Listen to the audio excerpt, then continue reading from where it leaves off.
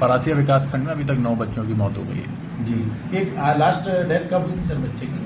Last जो death थी वो संध्या नाम की बच्ची थी, इसकी 2 दिन पहले मृत्यु हुई है। अच्छा सर, क्या कारण निकल के आ रहा प्राथमिक जांच के अनुसार? जो रिपोर्ट्स वगैरह आई हैं उसमें किडनी फेलियर एक कारण बताया जा रहा है, AKI जिसे बोलते हैं, एक्यूट किडनी इंजरी, उसका कारण बताया जा रहा है, पर वो किस वजह से हुआ है उसकी अभी तक पुष्टि नहीं हो पाई है। सर 2 सिरप पे बैन किया गया है, क्या लगा कि ये सिरप के कारण ऐसा हो रहा है?